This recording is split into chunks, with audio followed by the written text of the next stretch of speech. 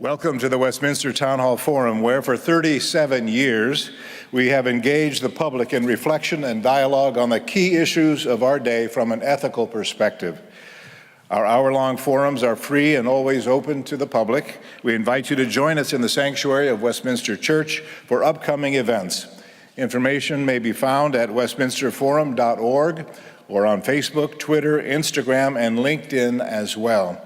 My name is Tim Hart Anderson. I'm the senior minister here at Westminster Presbyterian Church, located on Nicollet Mall in beautiful downtown Minneapolis, and moderator of the forum. It's my pleasure to introduce today's guest speaker. Honey Thaljieh is internationally known as an advocate for the role of sports in empowering women and girls in the Middle East and beyond. She's a co-founder of Women's Football in Palestine and served as the first captain of the Palestinian women's national football team. Following her career in football, she joined FIFA, the International Federation of Association Football, where she leads its efforts to promote diversity, gender equality, health, and peacemaking through sports. She has been recognized as a champion for peace by the organization Peace and Sport, and she serves as an ambassador for such sports organizations as Save the Dream, Homeless World Cup, and Football for Peace. During a difficult time of upheaval and pain for the Palestinian people, our speaker offers a poignant and timely call for global reconciliation through the power of sports. Ladies and gentlemen, please join me in welcoming to the Westminster Town Hall Forum, Honey Thaljieh.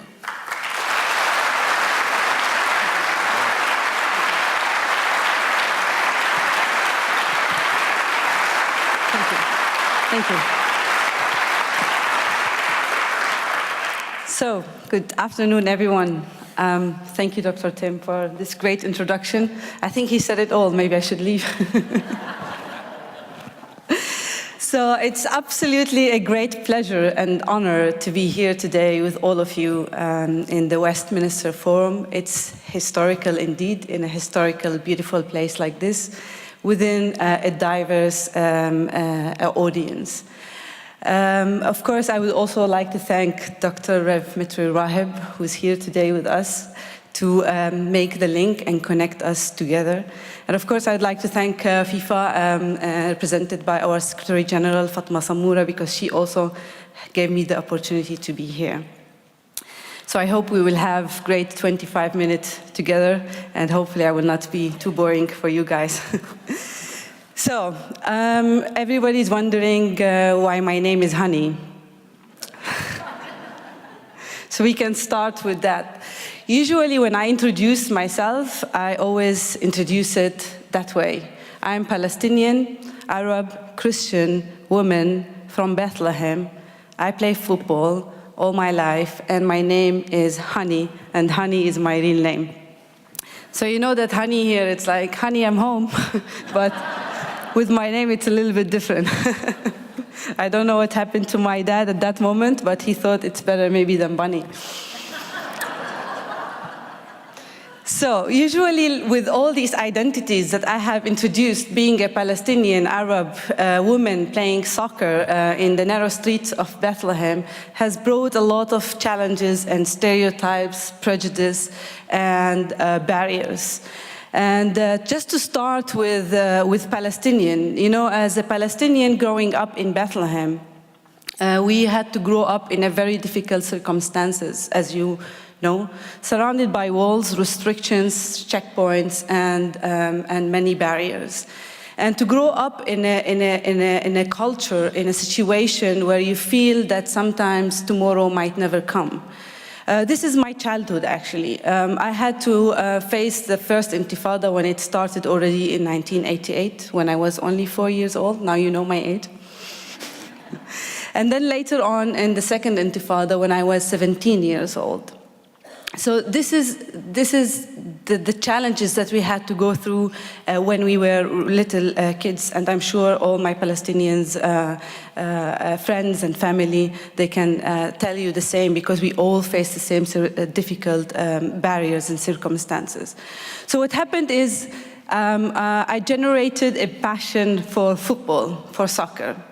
I used to watch TV, black-white TV, with my parents and my siblings. We were 5, living in one small house, one bedroom, growing up watching soccer, the FIFA World Cup, and who supports this team, that team. Unfortunately, we never had Palestine playing in the FIFA World Cup, but I'm sure one day we will. That's the hope we are carrying with us. So I grew up watching football, but I never got the chance to try this game. So every time I wanted to try it, but there was no chances, because as I grew up in a restricted somehow situation from a political barrier, culture, social, it was not easy to dream and not easy to make your dreams come true. But I wanted to make it come true. So whenever I come back from school, I see the kids playing in the narrow streets of Bethlehem, where Jesus was born. And then I wanted to join them. But I had a lot of fear. You know, I was only 7, but I had to think about all these things. A lot of fear, a lot of insecurity, a lot of not knowing what will happen. But I wanted to try. So I tried to kick around with the boys in the streets. Of course, at the beginning, nobody wanted me to play. The boys was like, a girl playing with us? No, there's no chance. And I wanted to show them that I can play. And then I started to kick around, and then they found out that I am good. And then they were like, okay, we can have her in our team. So then I was really good. I was kicking and dribbling and scoring, and then I found myself. Actually, I found this. I found the thing that I was looking for since I was a very little child. So, and here, actually, the challenge started. So every time I come back from school, I put my bag and go to the kids to play soccer. My dad comes back from work. And then, of course, he sees me playing soccer in the streets of Bethlehem. He didn't like it at all. So he will take me home, punish me, and ask me to promise to never play soccer again in the streets. So the other day, I come back from school, I put my bag at home, then I start kicking around with the boys. He comes, at the same time, all my siblings will escape and run home, but me, I'm standing there, telling him, watch me, I'm playing football. Then he gets even more upset because, you know, like I'm challenging the father, the patriarchal society, the culture, and the men who have to take role to rule the whole family. They have to decide when we should go home, when we get out, what we should do, what we should dress up, how we laugh, how we speak. How we walk, everything, it has to be controlled by the patriarchal society that we grew up in. But for some reason, I didn't want to take a no for an answer. Every time he comes back from work, he sees me playing football in the streets. And then every day punishment, every day promise never to come back. Until my mom started to tell him that she felt so sorry for me, actually, because it was not easy punishment. So she told him, just let her play. You know, when she's older, she's 15, 16 years old, she will realize that football is not for boys. And she will realize that the future will come, and the husband, and, you know, she will have different interests and different circumstances. And that actually calmed my dad a little bit. So little did they know, when I became 15, 16, I started to believe that soccer, football, is much more than the game. It was about building my self-esteem, my confidence, recognition for me as a Palestinian woman, teamwork to bring people together, and a hope, a glimpse of hope that we have to look for and to fight for and to dream for, which is a very basic thing growing up in a country, to believe that there is hope tomorrow, there is a chance to live, and there is a chance to grow and there is a chance for a better future. So at that moment, when the second intifada exactly happened, that's where I have to confront every single challenge in my life, because this second intifada happened just 2 minutes away from where I live. It happened in the Nativity Church, where the fighters hid in the Nativity Church, and were surrounded for 40 days without electricity, without water, without food. So we had to confront all these situations the same way. Okay, less than them because they were in that situation, but surrounded by all these challenges: curfews, gas, tanks, soldiers everywhere. And every night, soldiers will attack our home, get us out, whether it's winter, it's cold, it didn't matter at all. So I had to confront all that together with my siblings every day in the 40 days. And there where our life completely stopped, absolutely stopped. There was little hope. There was full of despair, full of destruction, full of so many challenges insecurity and frustration, also together with a lot of anger for the situation that we have to deal with every day in our life. And that moment, I was also doing my exams, my high school exam, because I was 17 years old and I was going to do my high school exams, which is a very difficult period in our life, as it's called Thaljieh. We have to finish the exams first by the schools and then the government. It's like 2 exams in 1 month, several exams in 1 month. And then at that time, there was a lot of curfew and a lot of challenges and a lot of soldiers and a lot of tanks everywhere in our life. And I didn't know how to go to my history exam that I tried to study for it, And I was walking in the streets with my father, trying to find, our car was crushed, of course, by the tank, so there's no chance. We were walking around to get a taxi. There was no chance because there was a curfew. And then I saw an ambulance passing by. And then with the ambulance, I thought that it's the best way I can go to my exam. So I stopped the ambulance. Little did I know that once the ambulance door has opened, so many other students were in the ambulance going for the exam. So I had the same reaction, actually. So I went to the exam to write my history exam. Of course, I forgot everything. The Second World War, the First World War, Salah ad-Din, what happened in all these times. So of course I forgot, because I had to go through all this before going to the exam. So at that moment, actually, I started crying. And the moment I started crying, the school teacher came and reminded me of a saying that Yasser Arafat, our former president, said, that we are like mountains, we cannot move by the winds, Palestinians. And I said, well, but how this can help me to write my exam? But of course, in the end, it helped, because we had to, to think of the next step and how to be empowered and how to reach to the stars. And that's where actually when I finished my high school exam, so I had to go to the university, Bethlehem University. For some of you who visited Bethlehem, I'm sure they had stopped at Bethlehem University. So going to Bethlehem University, I had almost no hope. I didn't know what to study, I didn't know what to do, I didn't know what's next, and I was struggling to find out what is my future. And then while I was walking in the hall of Bethlehem University, I found an advertisement written on it for girls who are interested in football, soccer, should come to see the sports department.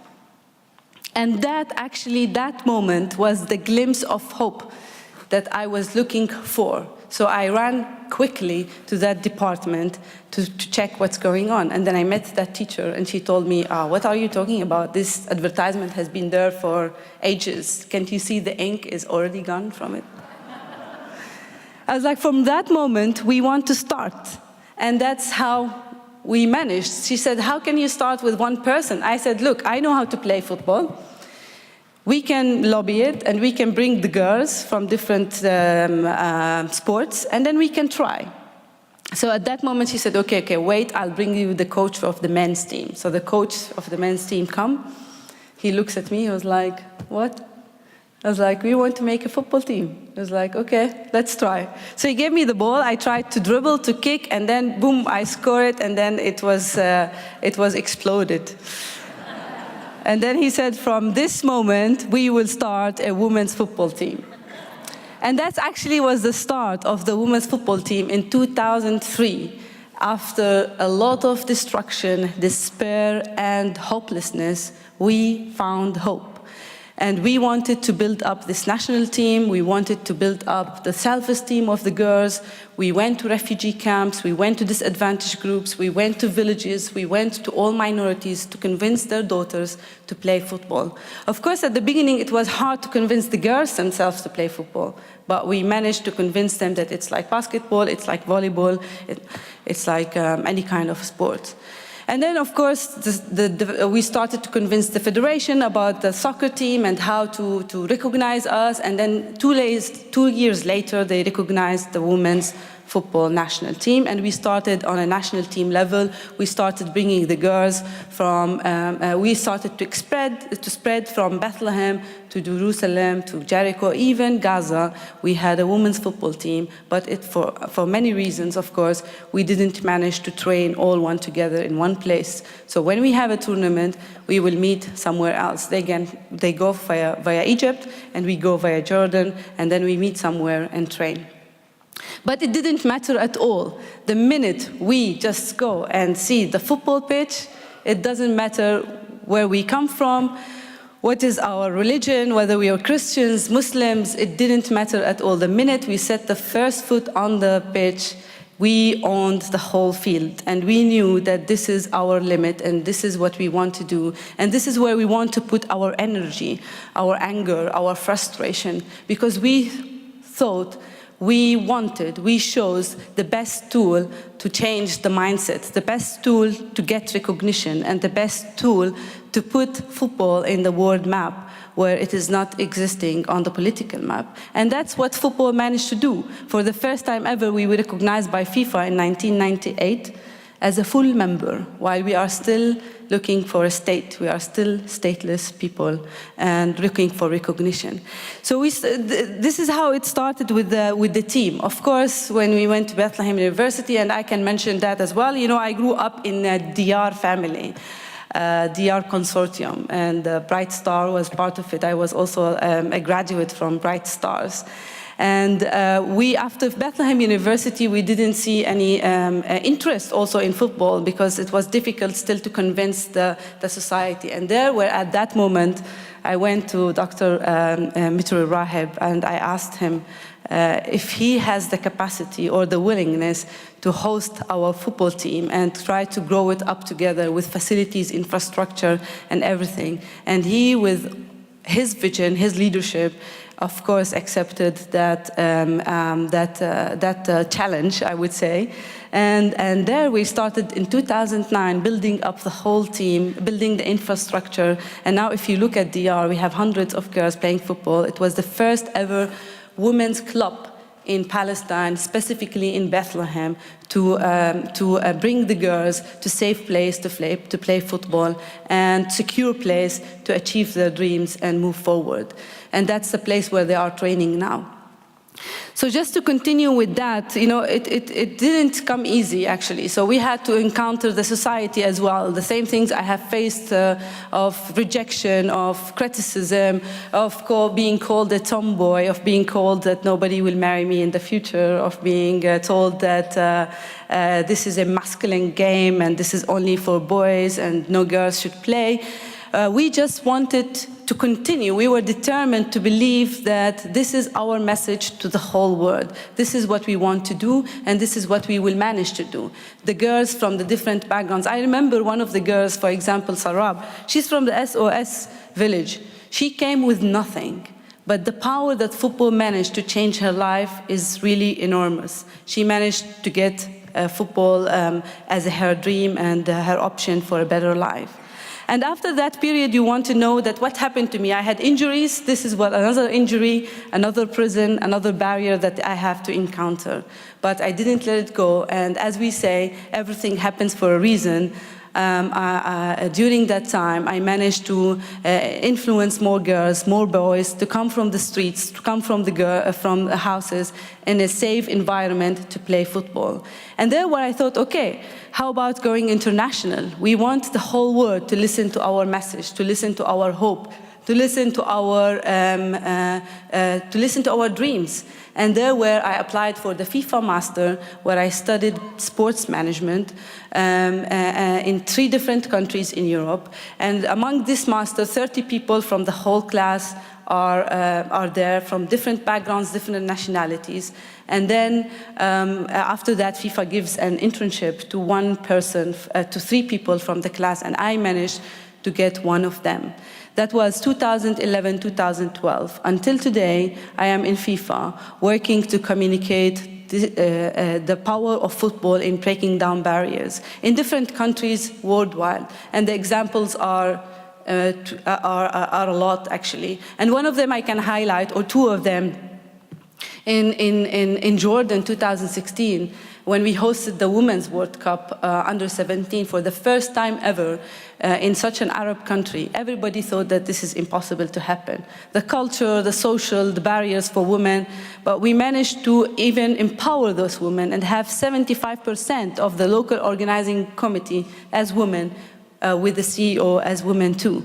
And there where we managed to look into the struggles in the country, what's happening there. It was the refugees issue. The refugee is a huge issue in Jordan. And what we wanted to do, we wanted to include the refugees and bring them together to watch the game. Of course, it will not end their struggles, their war, their conflict zone, but it will give them a glimpse of hope, of a better future, a smile, and determination to dream for a better future. And we brought them all together to come to the stadium to watch the games, the smiles that we have seen in their faces. And I can't forget this little girl, Marah, who said, "Football just changed my life. Football is everything for me." And she's only 5 years old.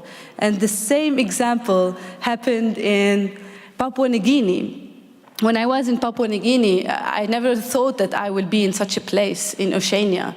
This is the most dangerous place for women in the country, to be the most dangerous place for women in the world. It's Papua New Guinea. 70% of them who are violated, raped, and get a lot of violence and assaults from their parents, from their husbands, from everyone. And there where everybody thought, how can you host a women's football World Cup in Papua New Guinea? And there the answer was like, through football, we want to empower these people. We want to empower those women.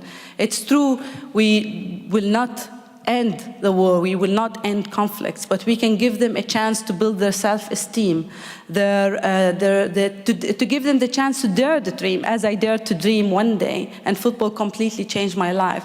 I believed through the work we are doing in FIFA or in DR worldwide, we can change those lives, and we can embrace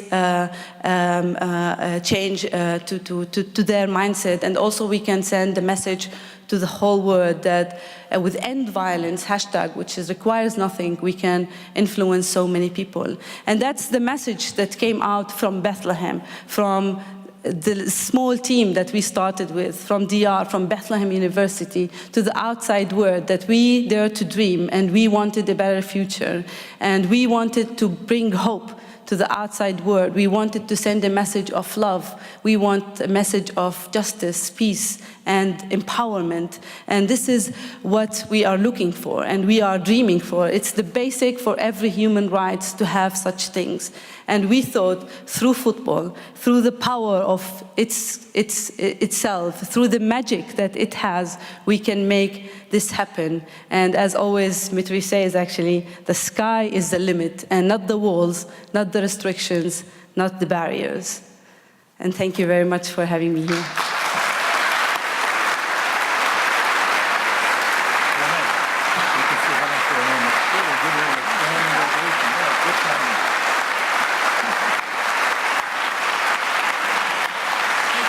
Thank you.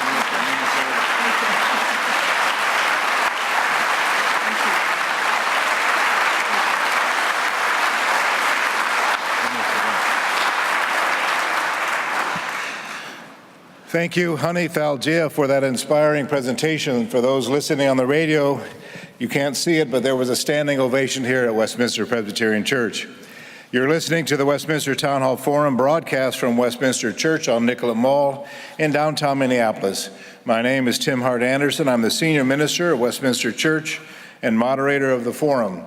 Our speaker today is international soccer star, football star, and human rights activist Honey Thaljieh. While the ushers collect questions from the in-house audience, I'd like to thank our broadcast partner, the statewide network of Minnesota Public Radio News, heard here in the Twin Cities at 91.1 FM, and the media sponsor of today's forum, the online news source MinnPost. Thank you as well to the sponsor of today's forum, Windows into Palestine. You're invited to join them today through Sunday for a week-long festival of visual art, music, film, and food celebrating Palestinian art and culture. All events take place at Westminster Presbyterian Church on Nicollet Mall at 12th Street in downtown Minneapolis. Further information is available at windowsintopalestine.com. Please join us for our next Town Hall Forum this coming Tuesday, May 22nd at 7 p.m., when Richard Stengel, former managing editor of Time magazine and biographer of Nelson Mandela, marks the 100th anniversary of Mandela's birth with his presentation, Mandela's Way, Lessons for Life in an Uncertain Age. And now, Honey Thaljieh, if you would return to the pulpit, I will present the questions from the audience. You mentioned and you described football as a way to overcome barriers. I'm wondering if the most obvious barrier in the place where you live has been overcome as well. Have you had any interaction with women playing football on the other side of the wall in the Israeli community? No, not yet. Usually, we believe in equality and recognition and human rights. And it's important that wherever we go, wherever we meet people, that we are recognized fully and we have our rights and we are equal. And which, as I mentioned, it's the basic thing we can do. So we are seeking first for recognitions and human rights and justice. Whenever this happens, many other things happen.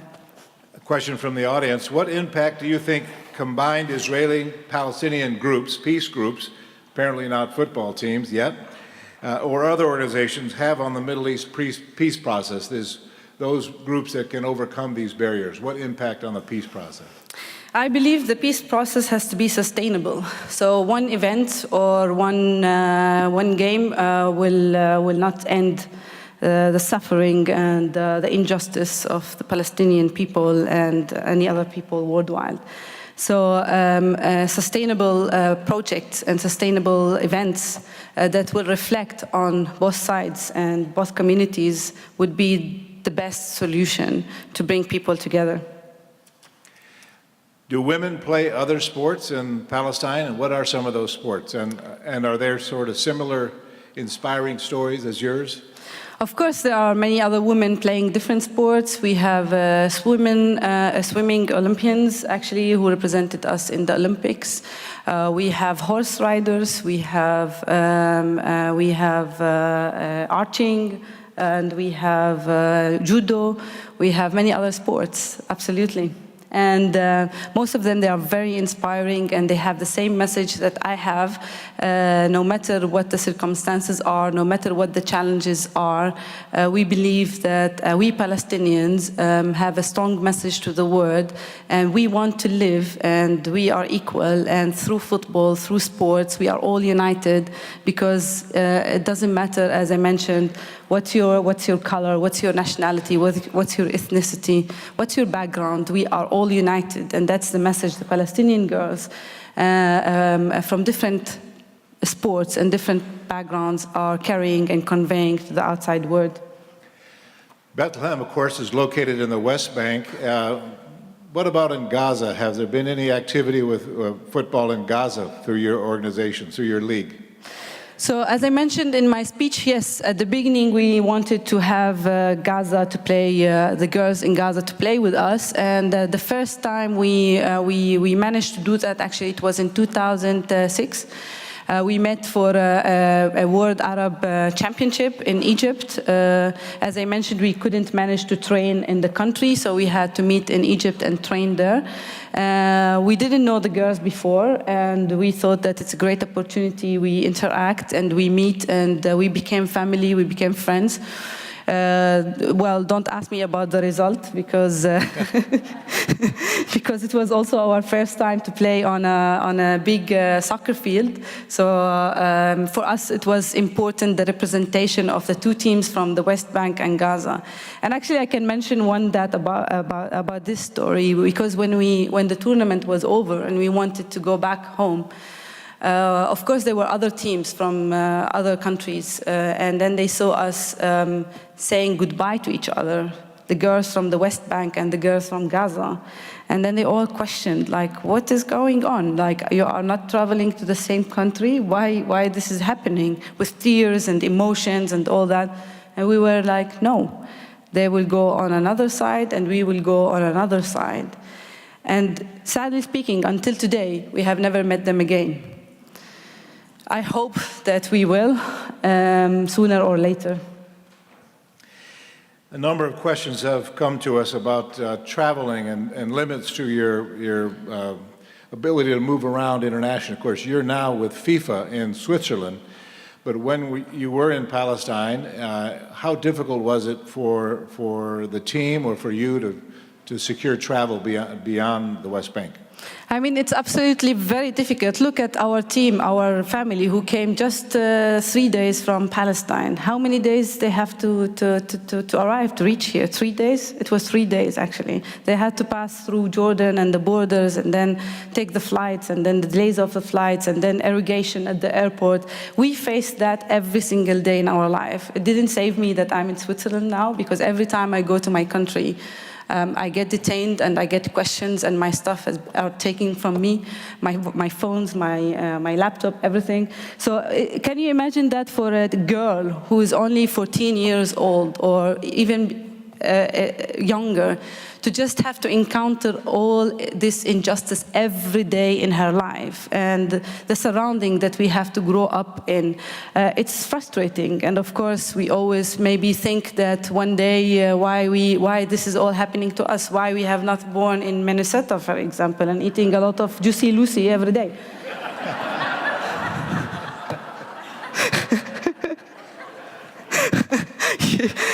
Yeah, Juicy Lucy, right? It's a good one, actually. And it's really hard. And to be in a team traveling, it's always struggling, because you don't think about just how to play and how to perform. You have to think how to pass all these borders and to be detained at the borders with soldiers. And one time the coach will not pass. One time 3 players will be left. And one time we are never one team all. We never arrive one team all together. So it was really hard. So when Americans travel to Israel or to visit Jerusalem or Bethlehem, we fly to Tel Aviv and then drive 30 minutes into Jerusalem or Bethlehem. You all would fly to Amman, Jordan, and then cross over the international border, Jordan, into Israel. Mm-hmm. And that's hours and hours away when there's an airport very close in Tel Aviv.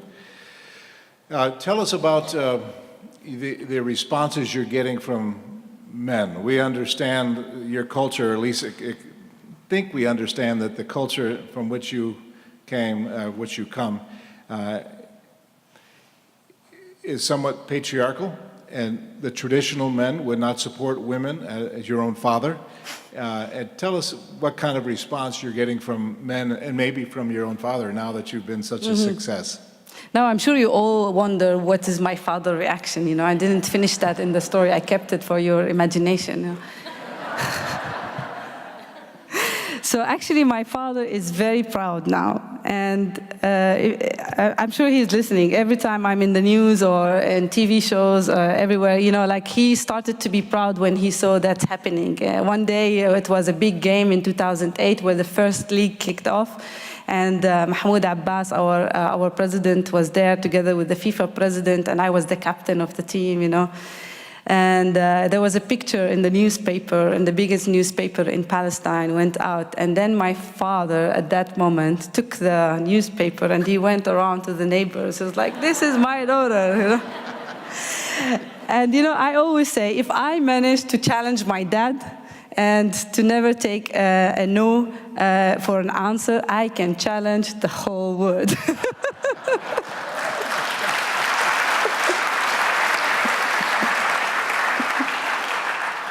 And we understand that you're living now in Switzerland and have been for many years. How close in contact are you with your family and the women playing soccer back home in Palestine? It's very close, you know, and I'm always proud to be close because this is where I come from, this is my identity, this is my roots, and my family and friends are all there.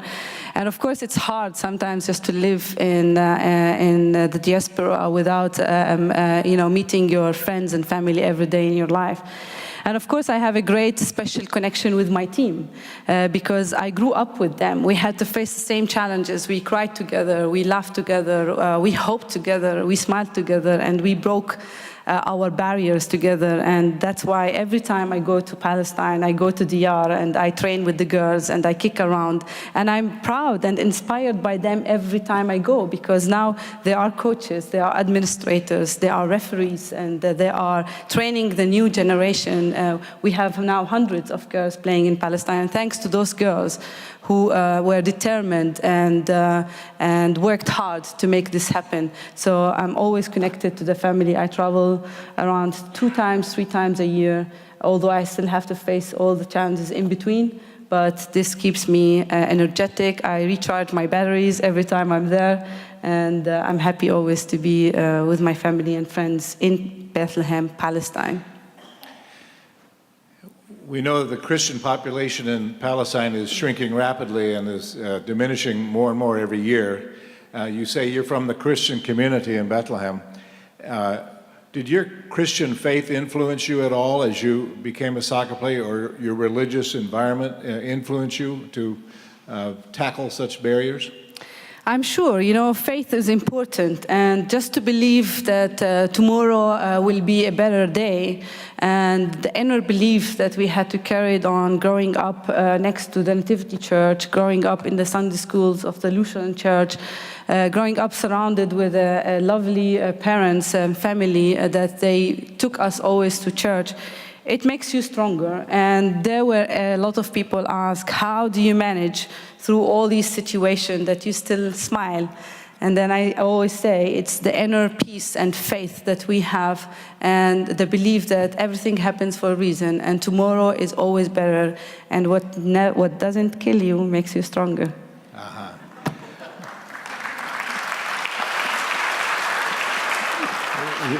We should note for the Minnesota audience that Honey is a Lutheran. This is the heart of the Lutheran world right here in Minnesota. Even though we're in a Presbyterian church at the moment. We're all united, you know. What about Islam and Muslim girls participating in your league, and were there other kinds of obstacles for them to participate? It was the same obstacles for Christians and Muslims, and that's what kept us united and together, because our team was very special. It was half Muslims, half Christians. And we didn't face an issue at all. It was, you know, in Palestine, I can say it's the best harmony in the Middle East, where Christians and Muslims are together without any problems, because, you know, we have one cause and we have one dream and we have one challenge, and our cause is similar. We just want justice and peace and humanity, and the full basic rights that we are all seeking in Palestine, whether Christians and Muslims. So it was great to play with my colleagues, and it was great that we were half-half. And it was great that we managed to believe in ourselves and hope, and broke all these prisons and barriers that we were surrounded with every single day in our life. There are several soccer enthusiasts in our audience who want to know what position you played when you were playing football. You know, I always have had number 10. So do you know number 10? It's actually Messi. No, I played a striker, a forward. I always used to score all the balls. So, somehow we're not surprised that you were the striker. I scored the goals. We hear a lot about Palestine in the news in recent days and weeks. What can you tell us that you're hearing from those back home going through the current crisis, especially if you have connections in Gaza? But I know even Bethlehem is in upheaval right now. It's absolutely frustrating, and not only frustrating, it makes us also full of anger, but it also makes us stronger, because the anger that we have, we want to use in a better way. Being here today, it's a great message to the outside world, to everyone who is with us or against us, that we fight with football, with art, with culture, with music. And that's our message. That's our cause. And my message actually to be here, it's like stand up, be confident, and be courage to say the truth, to tell what's going on, and to care, because I'm sure when we care, we can make a huge difference. And the Palestinians, they are not asking for much. They're just the simple, basic rights. To live in harmony and peace and security. And that's what we are looking forward. It breaks our heart to hear what's going on in Gaza and in the West Bank. But we believe that tomorrow will be better. We believe that when we meet people like you carrying this message of hope, justice, peace, which is also your slogan in this church, in this forum, this is how can we change lives, and this is how we embrace equality and inclusion and bring justice to everyone. The Palestinian Arts Festival, Windows into Palestine, here at Westminster today, tomorrow, and Saturday, has been in planning for now well over a year. We didn't know that we would be hosting this arts festival in the midst of all that's going on there, but there will be other crises in coming weeks and months and years where there is no peace in that land. What other things can you, as a Palestinian woman, suggest that Americans might do in addition to offering a window into Palestine through culture and arts? What other kinds of things? We want courage. We want the world to be courageous enough to stand up for equality and justice. Courage is important. We want people to talk about that, to write about it, to go there and see what the Palestinians are suffering every day in their lives. So courage is much needed than any time else, because that's how you stand with us. That's how you share your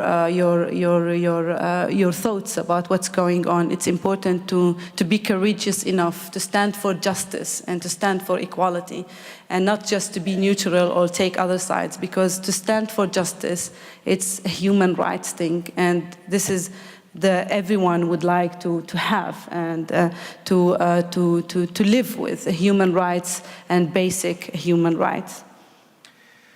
What do you find it was so empowering for you about your involvement in sports? What was it that really gave you this kind of threshold experience, moving from one kind of a person to an empowered person through sports? What was that? What was the... What did you find so empowering about playing sports? You know, it's the game itself. It's just magical. It didn't need anything or any money to invest in this game. I could play it everywhere, in the streets, in the neighborhood, without a soccer shoes, without a football. We just had to put newspapers together. So it's fascinating that with such a simple game, that it is the love of billions of people worldwide, that it didn't matter what are your class, what is your gender, what's your nationality, because when you play football, when you play soccer, we are all equal, we are all in the field. And then you can see that in Palestine, actually. Regardless of our differences, our religious, our political parties, once Barcelona and Real Madrid play, everybody watches and everybody supports their team. And when Palestine plays too. So that was fascinating for me, the magic of this beautiful game that can influence the life of so many people. And I see it everywhere I travel. I can give the example when I was once in the slums in India. That was 2014. I went to one of the slums and met one of the girls to empower her to play soccer. And then little did I know that actually last year I met this girl. She came to me running, and it was during the Homeless World Cup, where it happens every year in a different country for homeless people. So she comes to me and she's like, honey, we met. And then at that moment, really, like I had tears in my eyes, and she explained to me that we met at the slums where she had nothing, and now she's empowered through this football, and football allowed her to travel to Oslo and to play with other teammates. That is the magic, and that is what kept me until today, and that's what has changed my life. I started from nothing, literally nothing, and now I am here to speak to you, and I'm representing FIFA worldwide, and I'm ambassador for so many organizations, and that was fascinating indeed. You've had a chance this week to visit with the University of Minnesota women's soccer team and with the Minnesota United Football Club. What's your impression of the state of soccer in Minnesota? This is a difficult question now. Yeah, I'm under pressure. No, actually, it was really good time here in Minnesota. I visited the Minnesota University. I saw all the facilities, and I met with the coaches, with the players, but also FC Minnesota United. They are building a new stadium for 22,000 people. I'm sure together with Rev Mitri, we will have to build a same stadium in Bethlehem. We'll get right on that. That's my impression, actually. I want this in Bethlehem. What advice do you have for those of us who might have daughters or granddaughters who might have a desire to do something inspiring like you? What advice do you give to young girls as you meet with them? My advice actually to dare to dream, because sometimes we don't dare to dream. We think that our dreams are bigger than our expectations or our circumstances or our lives. But I always say, when I dare to dream, I never thought that my dreams will bring me here.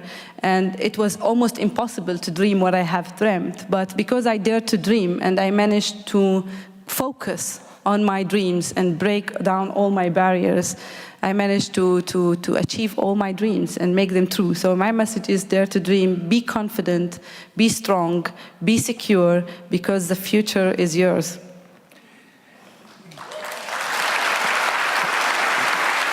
Thank you.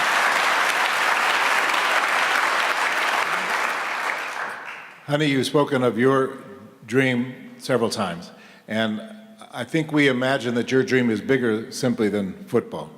What is the dream you dare to dream?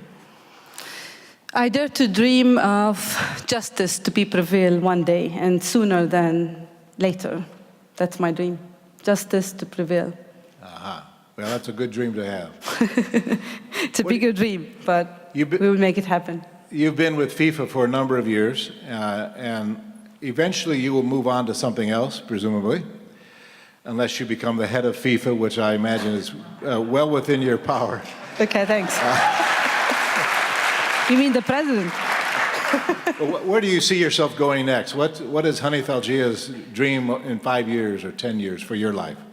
Actually, in 5 to 10 years, it's important that I am in positions where I can inspire and change the lives of so many people, because this is what happened to me. I managed to change my life through football, and I'm willing to continue changing the lives of so many girls and people worldwide. And my dream is to be in that position, which allow me to have more influence, to connect to more people, and to meet as much as possible, to just give them the chance and the opportunities to change their lives. Are there any sports figures, either back home or somewhere in the world, who particularly inspired you as you were growing up? Sports figures, well, I had sports figures in terms of how they play football on the pitch, but I and never... Who were some of those?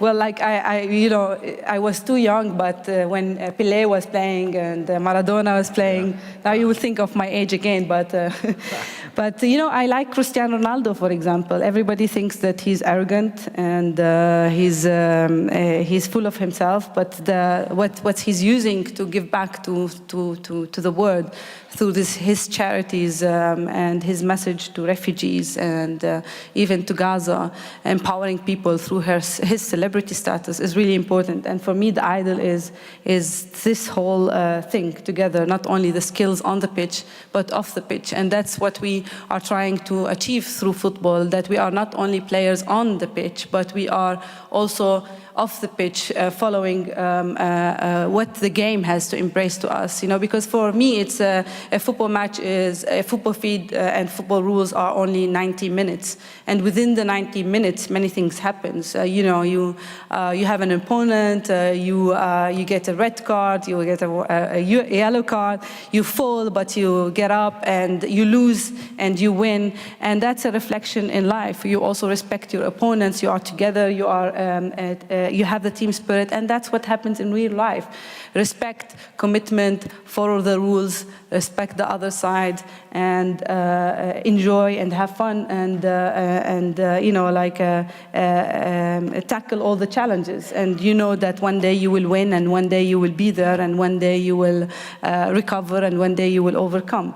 So role models are great, and that's our also methodology in DR, to focus on role models and inspire them to reach for the stars, inspire them to inspire the new generation. But if you think about other role models, not sports, that I have to grow up with, it's the man sitting there, actually, Mr. Rahib, who's with his vision and leadership inspired us in the church and beyond, and Bethlehem and Palestine. So. We gather that from your presentation, honey, that you're quite hopeful in spite of the circumstances about the future. We have just a few moments remaining. Are you full of hope about the very difficult situation in Palestine from your home? Full of hope. I don't know to which extent that's the right expression, but I'm hopeful that one day, as I mentioned, justice will come, and one day the basic human rights for the Palestinian peoples, but not only in Palestine, worldwide, will come. And one day we will live in peace, justice, equality, without any challenges, without any walls, without any restrictions, without any checkpoints. We share that hope. Thank you, honey Thaljieh. Thank you. Thank you.